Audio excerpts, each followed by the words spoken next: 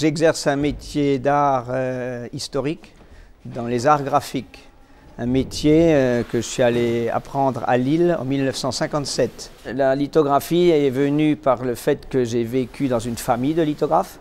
Le grand-père était déjà lithographe et avait fait pendant 17 ans son métier rue Mouffetard à Paris, dans les plus grands ateliers de l'époque. Dans la famille depuis 1852, nous sommes de père en fils, parfois par le côté femme, côté homme, totalement dans la lithographie. Lorsqu'on utilisera le label lithographique, il faut se reporter à l'ancien grec, lithos, la pierre.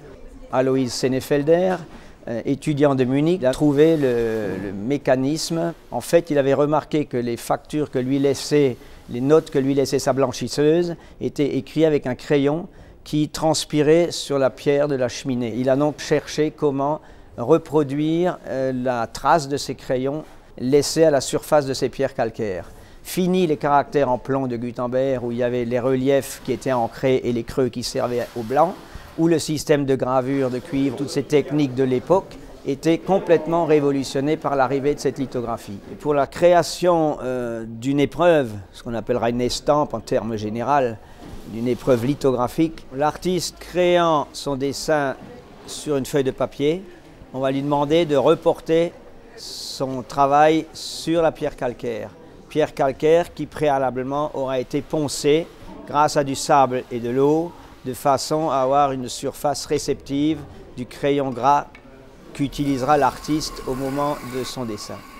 Ce dessin exécuté, je mets cette pierre lithographique sur ma presse à bras, ce qu'on appellera la bête à cornes, et à ce moment-là interviendra les talcs, interviendra la térébenthine, interviendra le bitume et ensuite les tours de main d'ancrage de façon à ce qu'on puisse à l'arrivée avoir une épreuve restituée sur papier à l'endroit, le dessin ayant été exécuté à l'envers. La phase de dessin sera selon l'artiste, il travaille vite ou lentement. Il y en a qui sont très perfectionnistes, on aura à faire pendant dans ma grande expérience, des gens qui travailleront 2 jours de suite sur une pierre. Ils ne peuvent pas rester une après-midi entière concentrés. Par contre, il y en a d'autres qui dessineront dans les salons de bande dessinée très rapidement parce qu'ils ont leur sujet en tête. La phase dessin peut aller d'1 heure à 2 jours. Maintenant, il y a la phase d'impression. Lorsque la pierre arrive sur mes tables de travail, sur mon tablier de machine, alors là, bel et bien, il y a une bonne heure de préparation de la pierre, mettons 3/4 d'heure si le format n'est pas trop grand, et le tirage. Alors le tirage, c'est à peu près 7 épreuves à l'heure. Donc vous voyez que ce n'est pas de l'industrie rapide, ce n'est pas un photocopieur. En ce qui me concerne, lorsque je parle de la lithographie, je suis un intégriste.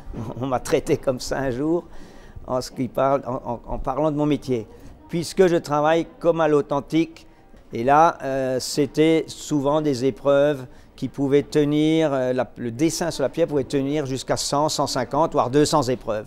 Alors qu'avant 1840, quand on était arrivé à imprimer 40 épreuves, on était très content. La pierre était effacée, abîmée, fatiguée, il n'y a plus question de tirer d'autres épreuves.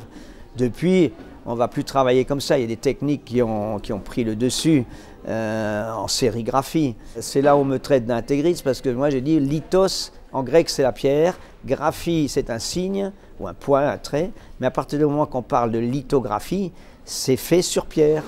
La pierre lithographique aujourd'hui, en ce qui me concerne, je vis sur un patrimoine familial, il y en a 20 tonnes.